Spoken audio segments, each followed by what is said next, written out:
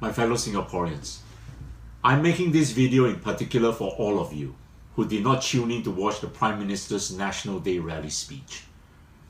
I know some people did watch it, many watched just a bit of it, and most Singaporeans would not have watched it at all. And many of those who did not deliberately avoided it. I don't think we should ignore the Prime Minister's National Day rally speech. The PAP have turned the National Day rally speech into the most important speech of the year by the Prime Minister. It is a speech which sets out the government's priorities and vision for the nation. Sadly, what we heard 5 days ago is another demonstration that this PAP government has run out of ideas of how to bring our nation forward. Let me begin by referring to what Lee Hsien Loong said on meritocracy. And let me tell you a little story about meritocracy. The word meritocracy was first coined by a British Labour Member of Parliament by the name of Michael Young in 1958 in his book, The Rise of the Meritocracy. That book describes an imagined society in a future Britain where there's great suffering and injustice, in which intelligence and merit have become the central tenet of society, replacing previous divisions of social class and creating a society divided between a merited power-holding elite and an underclass of the less merited. The grand irony is that Young intended to conjure a grim dystopia, not a utopia. In 2001, he wrote that he was sadly disappointed with how the rise of the meritocracy had been received. The book, he noted, was a satire meant to be a warning, which needless to say, has not been heeded, against what might happen if those who are judged to have a merit of a particular kind harden into a new social class without room in it for others.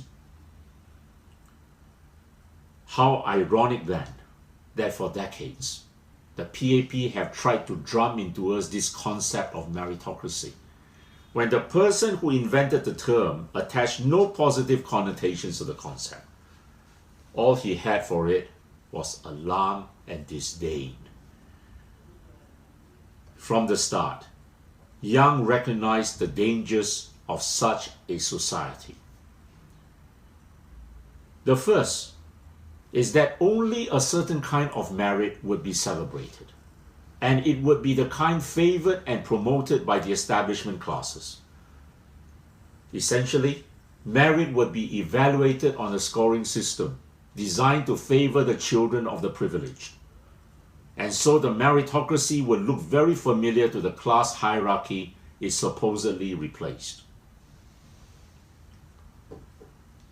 Second, Young observed that those at the top of a society which considered itself meritocratic would inevitably end up smug and arrogant, believing every luxury of their status to be earned and deserved.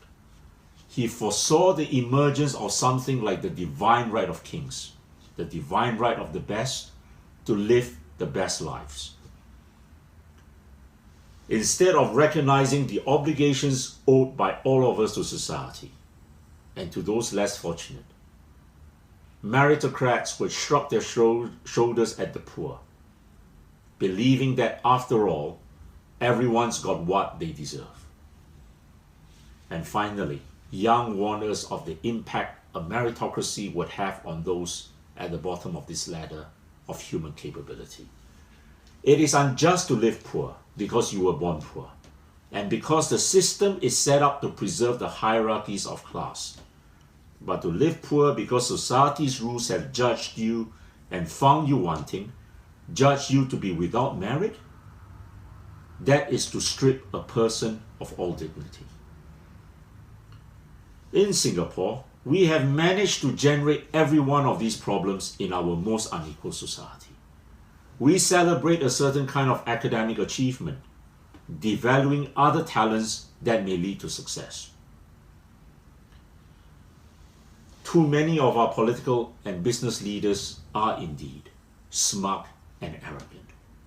You can see this in the growing assumption amongst the political and business elite.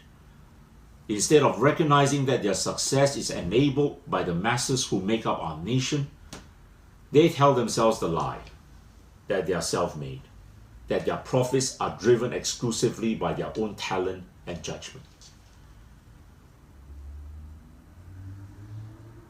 And meritocracy has been used by the elite and the establishment to justify the gross inequality which exists in Singapore society.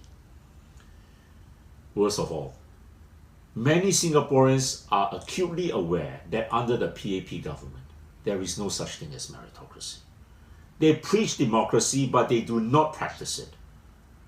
There have been untold charts, diagrams, visual graphics showing how connected and convoluted the positions of power are in the Singapore elite system. Husbands, wives, fathers, daughters, connection after connection are found across numerous positions of power and influence in our nation. It is clear to every Singaporean that here in this nation, it is who you know, not what you know, that matters. This was what Michael Young had warned us from the start. In order for it to live up to its ideals, a meritocracy must comply with two principles. The first principle is that you must put the most capable person to do the task that needs to be carried out.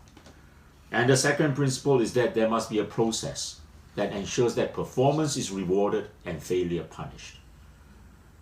Ask most Singaporeans, and they will confide in you that we do not have the most capable person serving as our president. Our national shipping company, Neptune Orient Lines, was helmed for many years by incapable leaders, which resulted in massive losses. And eventually, it was sold to a French shipping company. And within a year of taking over NOL, the French company turned operations around and started making profits. And we have the same story with our MRT, which is continuously held by unqualified people, resulting in frequent breakdowns and inconvenience to our commuters.